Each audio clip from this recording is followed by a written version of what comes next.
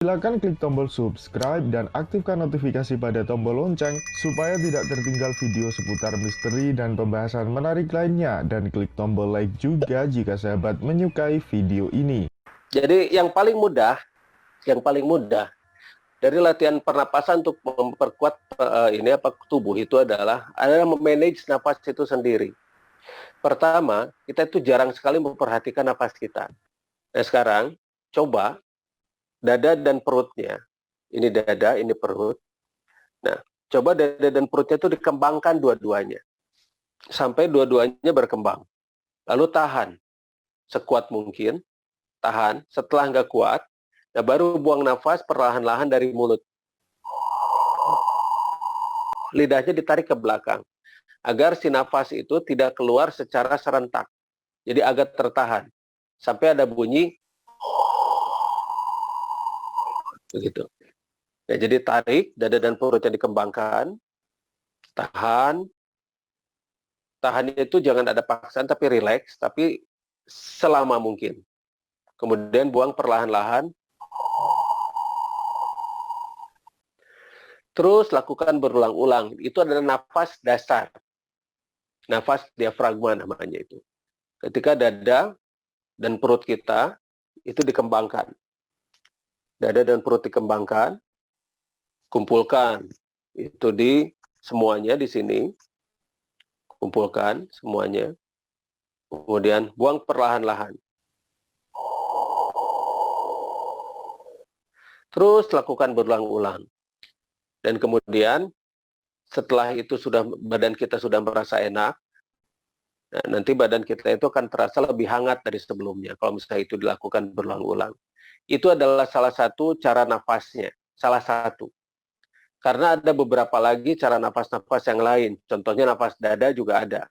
Dan nafas dada juga sama seperti tadi, hanya yang dikembangkan itu hanya dada. Penuhi dadanya dengan udara.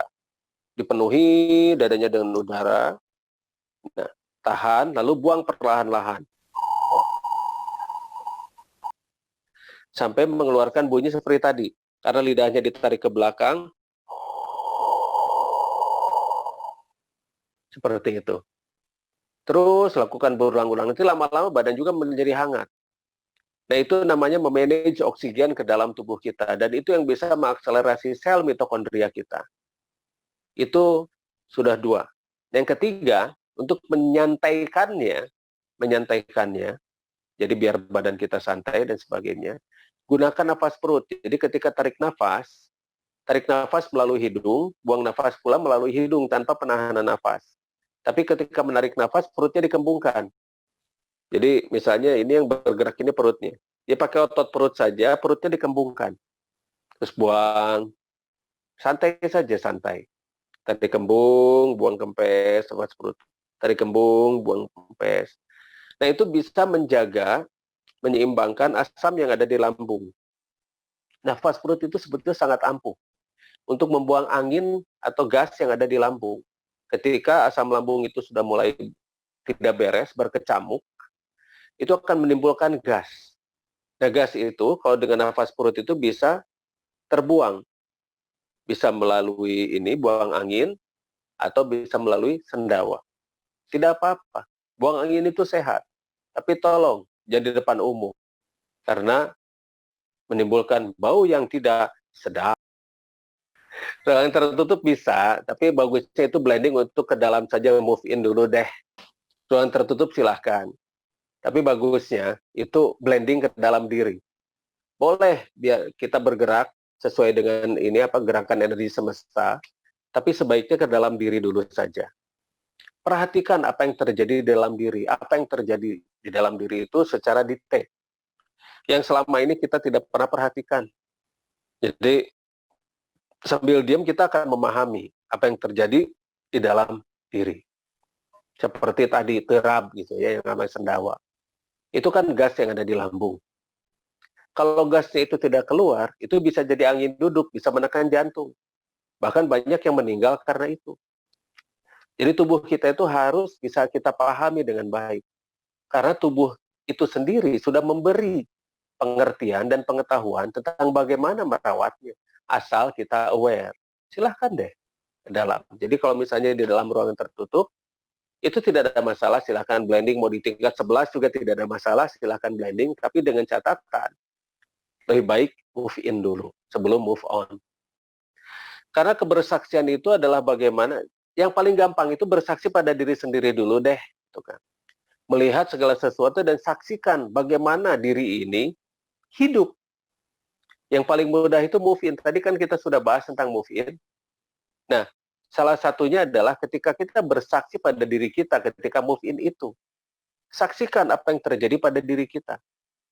Karena bersaksi itu bukan bersaksi di pengadilan, ada kejadian ini punya saksi, dia bersaksi di pengadilan.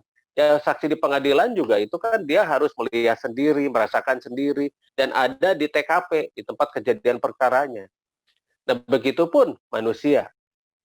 Manusia ketika dia bersaksi kepada dirinya, kita tidak perlu dulu bicara tentang yang lebih besar. Bersaksi dulu pada dirinya sendiri deh, bagaimana jantung ini bergerak, bagaimana lambung ini bekerja, bagaimana paru-paru ini memompa dan mengatur, memanage oksigen dan sebagainya. Bagaimana usus ini membuang segala macam kotoran atau pembuangan-pembuangan yang ada di dalam tubuh kita. Bagaimana liver ini, bagaimana yang namanya ini apa pankreas dan sebagainya, mengatur gula darah dan sebagainya. Nah, coba saksikan apa yang terjadi pada tubuh kita dulu. Kalau untuk membahas tentang rub dan aras itu terlalu jauh mungkin kalau untuk forum ini ya. Itu terlalu jauh lah. Karena itu dibahas pun itu tidak akan cukup waktu sampai jam 10. Itu butuh waktu yang sangat lama. Jadi kalau misalnya ingin lebih dalam lagi, ikut saja trainingnya. Namanya Profiling Universe. Jadi di training Profiling Universe itu nanti kita akan bahas segala sesuatunya dan itu butuh waktu 3 hari untuk membahas itu saja. Jadi nggak bisa hanya di sini saja. Tapi intinya, kalau misalnya kita melihat HP dan melihat semesta, intinya, semesta itu berlaku yang namanya hukum 3 in 1, itu keniscayaan. Satu, misalnya HP ini. Di dalam HP ini ada mesin, ada aplikasi, ada yang namanya baterai. Baterai itu sumber energinya, aplikasi itu untuk mengatur jasadnya, mesinnya. Kemudian dalam tubuh manusia ada tubuh, ada jiwa, dan ada ruh. Jadi ruh itu adalah baterainya yang memberikan energinya. Jiwa itu aplikasinya, yang di sana ada akal dan sebagainya. Mesin itu adalah jasadnya. Air juga itu 3 in 1. Ada H2O, hidrogen 2, oksigen 1. Kemudian ketika melihat semesta ini, 3 in 1 juga ada siang, ada malam, ada maghrib, dan ada pagi juga. Hitungan juga seperti itu. Ada 0, ada plus, ada min. Itu semua 3 in 1. Semesta ini berlaku yang namanya hukum 3 in 1. Jadi hukum-hukum ini tidak pernah dibahas. Nah, kalau bisa kita membahas itu, kita akan bisa membedakan antara energi dengan yang namanya aplikasi. Bagaimana jasad ini terbuat. Bagaimana oksigen ini atau zat-zat yang ada di semesta ini tercipta. Antara dibuat dan diciptakan itu berbeda. Karena diciptakan itu dari tidak ada menjadi ada.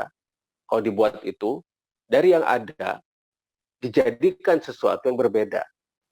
Jadi di sana kita ketika kita ingin berbicara tentang rub dan aras dan segala sesuatunya itu perlu waktu lama. Tapi kita kalau intinya satu energi, satu aplikasi yang dia itu bisa membuat mesin-mesin ini bekerja dengan baik.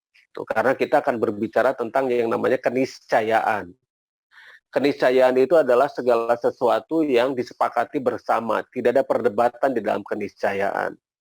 Satu contoh keniscayaan itu yang namanya hujan, itu pasti basah. Itu keniscayaan, tidak ada perdebatan. Orang hujan-hujanan, itu basah. Kemudian siang, itu terang. Itu keniscayaan, tidak ada perdebatan di sana. Terus yang namanya api, itu panas, tidak ada perdebatan di sana. Itulah keniscayaan. Tapi pertanyaannya itu keniscayaan di mana berlakunya, di planet ini atau di planet mana dan sebagainya, keniscayaan-keniscayaannya mungkin agak sedikit berbeda.